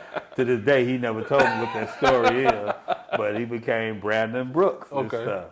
And so the minute I seen it was Booz, oh, yeah, you can be my JV coach. I think Booz was JV coach for 2 years, and then he decided he just wanted to work with me, too. So I said, Booz, ain't going to be no problem. You know, because he was doing both. Anyway, yeah. Yeah, yeah. And like I say, I owe a lot to that brother, man, because Booz was a workaholic, you know. Because sometimes I'd be like, Booz, take some time off. You know, Booz always in the gym and this and that. And like I told him, you know, see, Booz and realize, like I told him when he was coaching, he was complaining about his assistant coaches. Man, I can't get them to do nothing, Mo, this and that, the stats. I said, well, Booz, you don't ask them what they want to do. Tell them. You got to tell them what they want to do. Like when he asked them what they want to do, you know, this is what I need done. Because I said, Booz, you can't just keep bringing people on to do this and do that, you know, and stuff. Because, see, I was the one started bringing all them assistant coaches in. Okay. Because they were actually stat keepers. Because one time I had the meeting to tell them, hold on, man. I title y'all assistant coaches. I give you coaching shirts, but in reality, you're a fucking stat keeper, you know. Now at practice, you know, you can, you know, talk and stuff and try to, you know, teach some stuff in practice. In the games, when the huddle is over, then you try to get in the kid's ear when he's walking out on the floor. Because I call timeout, everybody talking. All of a sudden, hold up. Everybody shut the fuck up. Because everybody yelling, they said, you know, and the kids get confused. I say, look, when it call timeout, I talk, and he talks to the extent I let him talk, talking about Booz. But the rest of y'all, man, chill out. And then when we do the break, if it's something you want to share with the kid, you put it in his ear then, you know. And what's the other? I'm like, damn, boy, you shut all them niggas down. I told Booz, that's what you got to do. Because he talking about, man, them niggas held clipboards for you. They didn't want to do it for me. So instead of him meeting with them, telling them this is what I need you to do, he asked them what they want to do. Well, Eway, the first thing Eway say is be the motivator. I started laughing. Rip said he wasn't doing no clipboard. Right. Shit. You know? So it's like, Booz, you pretty much in the same situation. Yeah, you know? You got nowhere. Yeah, you just, you know, like I said, you got to designate. See, that was his thing, you know. He didn't want to just be hard on this because we all boys. You know, because I told people, I said, my staff got guys from different eras, you know, going all the way back to the 70s. Sweet was in 74. Maurice was 82. Rip was 79. Booz was 79, you know. E-way, I had different errors, and everybody bought something. You know, like even Jamie. You know, Jamie started bringing stuff by, waters and towels, stuff like that. I asked Jamie, "Well, dude, you want to be part of the staff? You know, I got something for you to do." "Oh yeah." Gave him a clipboard. You know, mother keep stats and shit. That's dope, though. That's dope. Yeah. And that makes sense when you say it like that. For how long were you gone? 2 years. This was not the end of '98. So '99 to 2000, it was Booze. Yeah. And And then- see, Booze, the first year, Booze was tripping because I told Booze, I said, "Booze, dude, now you get to add your flavor to the mix." Because, see, Claiborne and them hadn't made a decision on Booze. And I went to him and I said, "Well, Clay, I think when we had our little team banquet and shit, I said, Clay, what y'all gonna do, man? Boo's ready to be a head coach, and there's a lot of jobs that's available. And I hate to see him miss out on another job and still don't get this one. don't get this one, you know." And he was like, "Oh, Mo, we gonna fuck with Booz." And he told Booz, "The job yours." So, you know, Booz was all happy and everything. And I said, "Well, Booz, you know now, everybody used to come up to you, telling you, Booz, you should be the coach. Mo don't know what the fuck he doing and this and that. They gonna be talking about your ass now." And a lot of them was. "Mo, you talk to Booz?" "I talk to Booz every night." "Well, why he doing it?" I said, "Dude, I don't know. Ask Booz. Y'all just talk that same shit about me."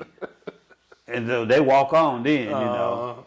And so, you know, Booz, he was tripping off that year. I said, "Booz, dude, don't trip off that." I said, "Dude, beginning of the season, if somebody told you, Coach, you can decide right now, take it or leave. You get to the OAL championship, but you're going to lose. You would have took it, right?"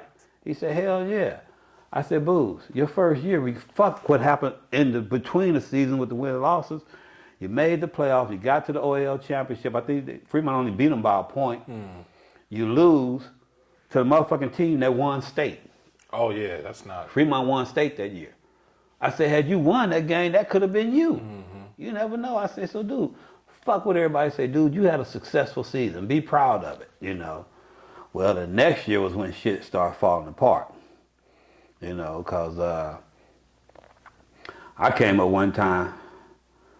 Clay and Booz seemed to be getting into it about something. I didn't know what it was. And then But you could just see it. Yeah, but I see Clay say, "Oh, here go Mo now. Come here, Mo." I'm like, "Oh, shit." He say, "Now, correct me if I'm wrong. The year I sent you to Vegas and stuff, you were leaving, you were coming back, though, weren't you?" I say, "Yeah, but it was going to be my last year."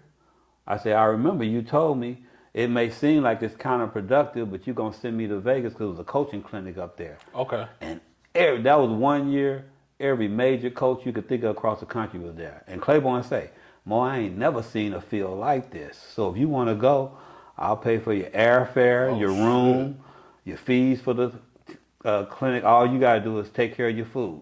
Booz, dude, he going to pay for all this shit, just go. So Booz decided he wasn't going to go. So the next year they were all talking about going, but Booz had already said he wasn't coming back because him and Clay had been bumping heads, I guess. And this is Boo's second year. Yeah, Okay. yeah. And he was trying to get Clay to send him. And but Clay wouldn't. And Clay said, "Well, no." He said, "Well, you sent Mo and he was stepping down." He said, "Yeah, but he had one more year." And so I guess they was going back and forth over that, but he ended up not sending Booz. And so Booz just decided he was going to leave. And see, at the time, I was going to get the Hercules job. Okay. Because, see, after I'd been out, man, I'm around here piddling and shit. And like, fuck, I want to coach bad. But, you know, I made the commitment to my wife. You know, we had traveled the first year. Now, the second year, you know, we around and she said, and then one day she said, "Dwight, is you going to ever go back to coaching?" I said, "Why you asking me that?" She said, "Because I could tell right now, if you ain't coaching, you're going to be miserable and you're going to make me miserable. So you need to go find you a coaching job." And I was like, "Well, baby, there ain't a lot of good jobs out there. You know, it all depends on what's come available." She said, "Well, you need to start looking for a job." She went upstairs. I was like, "Yes, yes." And so, first job I applied for was El Cerrito. El Cerrito, they wanted somebody on campus. So I was out there. Then the next job was Berkeley High, because I'm thinking, I work for the city of Berkeley. I'm right in here. You know, my references was Claiborne, the AD, Luzar, the OAL commissioner, and Weldon Rucker, who was the city manager, whose daughter played for Berkeley High. So I'm thinking, I got perfect references and everything. I didn't get a fucking interview. Did you ever find out why? Yeah, they sent a letter. The letter came from, when I finally got it, it had been sent back for postage twice. I said, damn, they got the letter back, said no postage, and they sent it out again because it was stamped twice for no postage. And the letter basically said that they were keeping my resume on file, but they went with another candidate, but they was going to keep my resume on file for future references. I mean, you know, in case the job comes in the future. And I was like, wow, I didn't even get a fucking interview. And I'm thinking they must want an on-campus coach, but they gave a job to Mike Grigani, who was from St. Ignatius at the time, who lived in San Francisco. And I was like, wow, I mean, it was like, I felt really slighted then. You should have. Did you ever find out later if it was any underlying situation? I didn't know, because years later. Do you think it was? When the job came up. Well, sometimes, you know, when you got jobs that are available, I learned that working for the city, that if somebody got somebody they want to get in there, they know how to get around it, you know, and get their own person in there and shit. Because sometimes you see jobs that get posted, the job already been decided who's gonna get it. Exactly. You know, so. Yeah. But my thing was, I just thought it was disrespectful for what I had accomplished. Right. I thought, and with my resume and my reference, I could at least get an interview. Right. I didn't even get an interview. interview. That's how I felt when it came to that Mac shit. Really? Hell yeah, because I'm like, I walked into here. Like, you know what I mean? And my resume wasn't like yours, but it was like I done already been at the collegiate level. I graduated from here. Like we ain't had nobody who went to Mac in all these years. So I'm thinking when I called them, I'm the one really told y'all that AD was leaving. Because when I first reached out, I'm like, I talked to AD first. So I knew he was leaving. They didn't. So I'm telling them like, look, if he decides to leave, I'll come and do it. Because I know nobody else is taking the job. You know, I'm already asking around and all of that. And then all the bullshit because I was talking to you about it. And I'm like, oh yeah, well fuck y'all. I'm not finna bend over backwards to please y'all when I don't need this. This is me, my way of giving back because I know everything I got coming because all this has been planned already. And you know what I mean? So I already had Hammer saying he was gonna do the gear. You know what I mean? So I'm like, I got everything lined up. Fuck y'all then. You know what I mean? But then talking to you, talking to Will, and then Scott, they like, man, do it for the kids. Because I was really like, man, fuck that. I'm cool. Because they start calling me back. But so I know exactly how you feel. So anyhow, when Boo stepped down, well, Hercules. See, I knew the coach from De Anza. Okay. And the football coach from De Anza was going to be the new football coach in AD at Hercules. And he had talked to Elliott about coming over. Okay. You know, being a basketball coach. And Elliott contacted me. And he said, well, Mo, man, I'm not ready to go. I'm going to tell Oates about you if you apply. And I said, yeah, well, I'm definitely going to apply and stuff. And he said, and then I met Miss Upshaw, who was the new principal, you know, and she was like, well, just put in your application, this and that and all. And so Elliot told me, you know, well, Mo, this is what we do, man. You get the job, and after you coach for a year, build a program, I'll come over and be your JV coach and help you. And I was like, cool. And so we started the process. But see, when the interview came, they had 2 parents on the interview committee.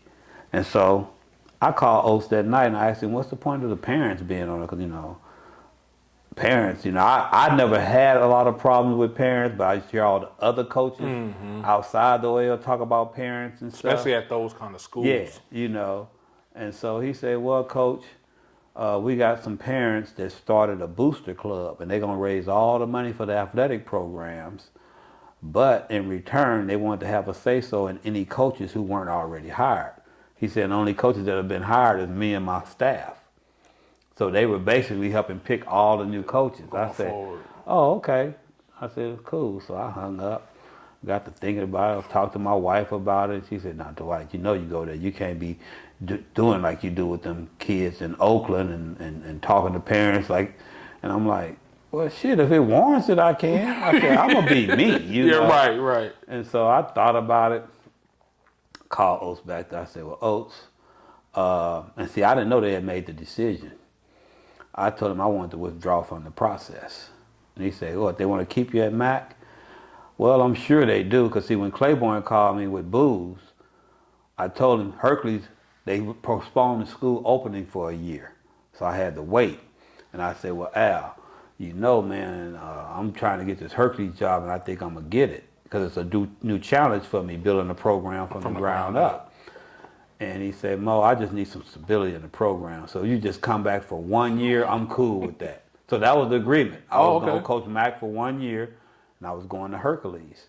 And so when I talked to the Hercules guy, and he was talking about they want to keep you, I said, "I'm sure they do, but it ain't about that, man. It's more about the parents being on the committee, because I know parents, if they feel they hired you and they're not happy with you, they feel like they can fire you, and heaven forbid them having a kid on the team."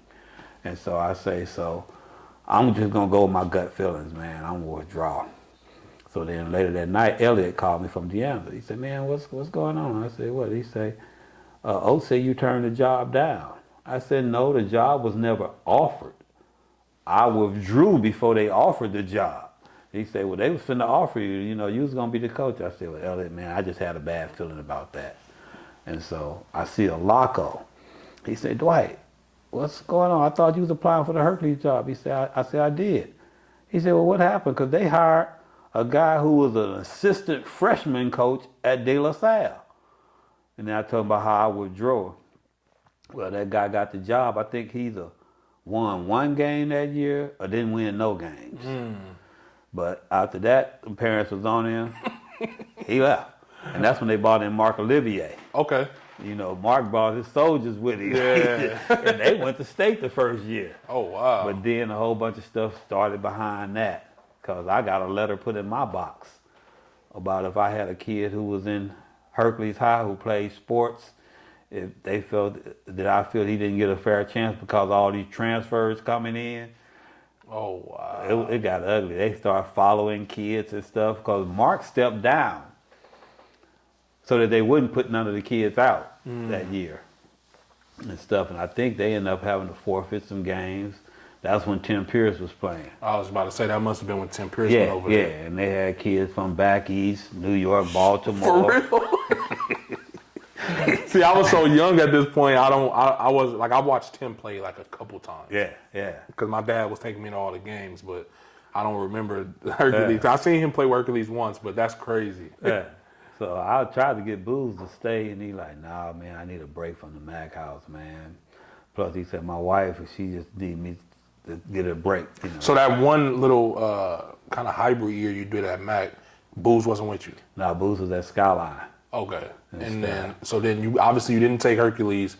You came back to Mac, right? Yeah, but it was funny because Booz used to call me. He said, "Man, Skyline a different world, Mo." Was he the head coach at Skyline? He was assistant coach. Assistant, Stan Cornelius was the head coach. Okay. And he was working with Stan.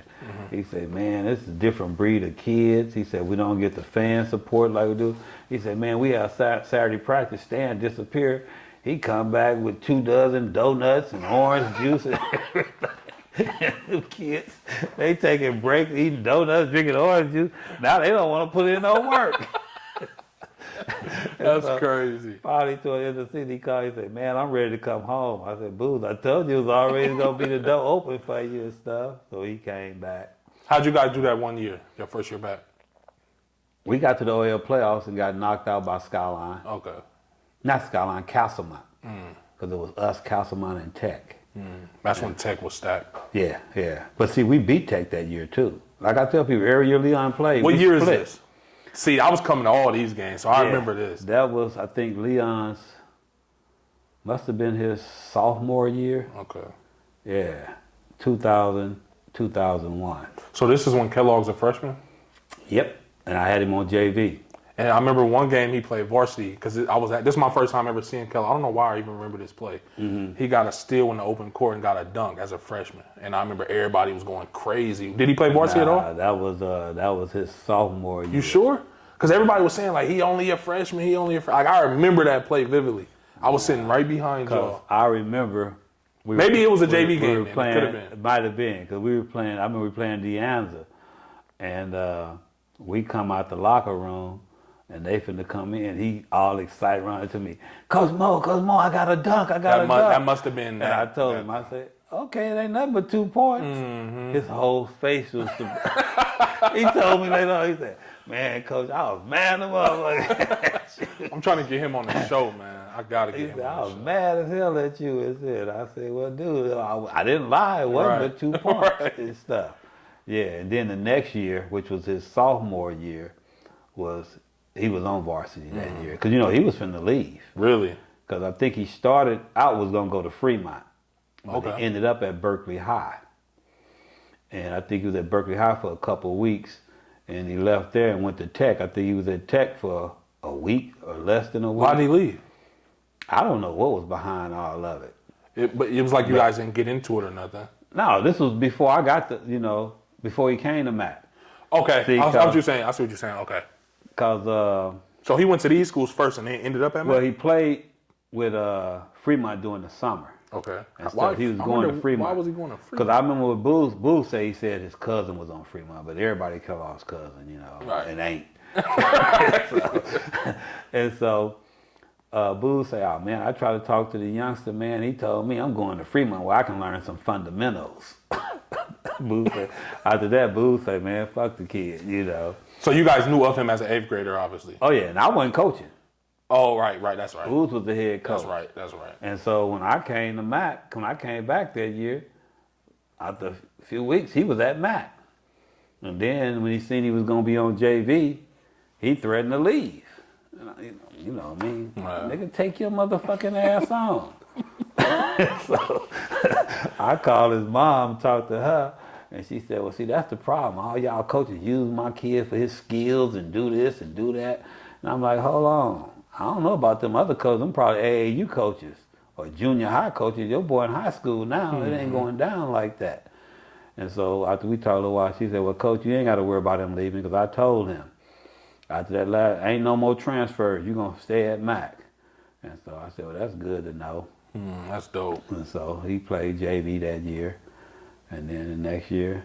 But a lot of time, I could have had him on varsity, but I don't know how much playing time he would have got because I had CG back then, Who do you think was better out of him and CG?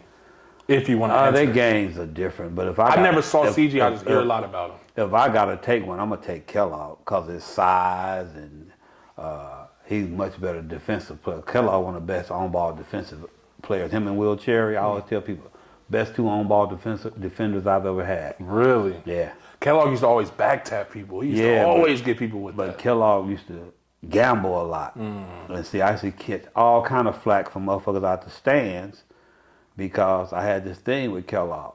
Every time you gamble, it better be a steal because if it ain't, when you hear the buzzer sound, bring your ass to the bench. And so, we'd be in the thick of a game. He gambled, break us down. He already know. Get him. And then I have to hear, man, see what I'm talking about? Mo don't know what the fuck he doing. He got his best player on the bench and this and that and all that. But see, they don't know. If I let Kellogg get away with that, he's going to continue to gamble. Yeah. And shit, and it might be at a time when the game's on the line. So when I say something like that, you do it, just come to the bench. Because I remember when he got that dunk on Dirty D at Fremont, that was all on Sports Focus and everything. Nasty. That was nasty. Well, before that, he had did something, turnball, and I told Wu, get his ass. So Wu go to the bench, and when they bring the ball up, Kellogg do the steal and come and he just bring that windmill, bam! And Wu say, you still want him to get it? Hell yeah! And when the buzzer sound, Kellogg just walked straight to the bench. Yeah, he already knew. He walked straight to the bench. I think that's super dope though. That he has enough respect for you, obviously because you're his coach, but that you guys. Like, you didn't just say, don't gamble. You met him halfway. Like, all right, you gonna do it, but I'm going to teach you how to do it. You take that risk. You better go get it or else you come to sit your ass by me. Exactly. That's super dope. But you got to break them out of them habits, man, And I remember, it was only 1 year we didn't make the OAL playoffs when I coached. And that year was Kellogg's sophomore year. And I remember we had a chance to make the playoffs, but the last game we had to beat Fremont. I didn't play Kellogg that game. Why? And he was a starter. I mean, if you want to say why. Oh, he got into it with one of his teachers, Miss Reeves. Oh, I know Miss And Reeves. the reason I did it was because we had problems with him and Miss Reeves early in the year. And we went and met, sat down, talked, came to an understanding, and all year Kellogg getting B's. Then next thing I know, I get a call for the game that he cussed her out. And so I'm talking to him before the game. And I'm like, dude, you come here. Well, nah, Coach Jones, after she cussed at me first. I said, Miss Reeves cussed at you, dude? That's found me hard to believe. She did. I said, well, what'd she say? Antonio, I'm tired of your shit. I said, dude, that ain't being cussed out. I done call you all kind of little motherfucker. And I just say, okay, Tom, okay, no problem, like that. He didn't start. He said he was tripping. And so when the second quarter started, he still didn't play. He said at halftime when I didn't put him in the starting lineup, and I think we were down by like 3 or 4. He knew. He said, I knew I wasn't going to play. So then later on, I see Ms. Reeves. She said, Coach, I got mad respect for you. I said, why is that? Kellogg. She said, I thought you was going to sit in for a quarter or maybe a half. I'm listening to all them people talking about you in the stands and shit. And I'm sitting there saying, if they knew he wasn't playing because of me, I probably wouldn't be able to get out of here. And I say, Ms. Reeves, ordinarily it probably would have been a quarter or a half. I say, but because we had problems early in the year, he didn't learn his lesson. So he had to sit the whole fucking game. And like I say, had we won, we might have been in the playoffs. But that was the only year we didn't get in the playoffs and stuff. At what point did you realize that Kellogg was that special? Actually, during that sophomore year. I just figured he had to listen, though. See, because Kellogg got so much God-given talent. If that boy had took time to work on his game, sky would have been the limit for him. Because that next year was when we had Luis Polito, Phil Woods, Ike Counts them. Man. And them kids stayed in the gym. Couldn't never get Kellogg in the gym. Really? They stayed in the gym. And so going into Kellogg's senior year, when he get on the UConn, he used to have open gym. You know, my open gyms, I always invited old players to come in and stuff. Anybody could come in as long as there wasn't no fighting and shit, you know. Because like I said, like me, we grew up playing older players, you know, so we'd have everybody coming. Open gyms at Mac used to be off the hook. I'm telling Kellogg, dude, work on your mid-range game. Oh, Coach, I'm going to work on that. I said, dude, this is the time in a setting like this, open gym, don't nobody know what you're doing. Work on your mid-range game. Coach, I want to work on that later. He want to do all the flags, got everybody oohing and on and shit. Didn't want to work on his mid-range game. I said, dude, at UConn, I said, in high school, if your jumper ain't falling, shit, you take a nigga off the rack and you off the dribble, and you get to the rack, you shitting on him whenever you want shit. to. Yeah. The next level, it ain't gonna be level, like that. You take a nigga off the dribble, when you get to the rack, it's a 6'10", 7-footer motherfucker waiting on you. Playing volleyball with You that need shit. a mid-range game. Right. All right, Coach, I understand. But that's Kellogg. Don't listen, you know. Kellogg was always real good, but it was something about Ike Counts. And me, like, I just... Hey, the silent assassin. Oh, that's what I call Ike. Like, when I used to watch... Like, he was my... Kellogg is, to me, and, like, I feel like Kellogg was the best player in the OAL that I saw. You know what I mean? But Ike was one of my favorite, just overall game. All of them, I say this all the time. Everybody I had bits and pieces of their game that I love. But Ike, man, like I remember him dunking on Leon. Yeah. Oh my God! Like I used to be a little kid at all them games. Like these dudes was like superstars to me. But the one kid out of that group that put in the work, and that next year, he was probably Kellogg, because of his all-around game, was my best player. But my other that was competing with Kellogg was Phil Woods. Light skin, right? Yeah. Shooter. Yeah. You wore number 30, I think. Yep. Used to always hit the corner 3. Oh yeah, I loved him, man. Phil, He was like the prototypical Mac person to me. He was a Scrappy, role player when he scrappy, came. tough. But that kid put in work. I could tell because I remember watching his growth. Yeah. He was one of them kids that do whatever you told him. Huh? Yeah. It was funny because when we got Luis and like Phil was a surprise. Boo said, Phil was like, Coach Boo, you think Coach Moe want me? But that year, man, we had all the top kids in the city coming in that following year, but Booby, James, From Fremont. Yep. And I remember being in Lubbock, Texas, and Booze called me. Man, I think we're going to get Booby. I said, what you talking about? Man, his mama want to bring him to Max. She wants you to call. And I said, well, I'll be in Lubbock for a few more days. As soon as I get back, I'm going to call her. And I'm all excited. I was like, man, we got Mook, we got Gabe. I mean, we was having everybody. I was like, man, this is going to complete all the top 8th graders in the city. And I remember talking to her. She said, well, Coach, I was thinking about it, but, you know, I was talking to my daughter. She's at Fremont, and she say, people in the West, they don't like kids from the East. And I don't want Booby to come down there and be having all kind of problems. And I said, man, it ain't like that. I mean, if you on the hoop team, you the most protected kid in West Oak. For sure. And stuff. And then I went on to tell her that Ike lived in Maxwell Village. Luis lived over on 39th Ave. Phil lived in Sobrani Park. Oh, really? Yeah. So Phil wasn't from the West? No, Phil was from Sobrani Park. I not just said he was a typical West Oakland Mac kid. I thought he was from the West. No, he's from Sobrani Park. Well, shit, that ain't too much different And than I'm West telling Oakland. her all these kids we got, you know, and she said, well, Coach, you know what? I got your number. If I change your mind, I'll call you. Man, thinking of Booby with working with Coach Booz and the footwork shit, oh my God. Of course, after his senior year, I see her. She said, Coach, I should have fucked with y'all. Frank sold us a dream. I told her, I said, well, you know what? We as parents, we have to do what we feel best for our kids At and that stuff, time, you for know. sure.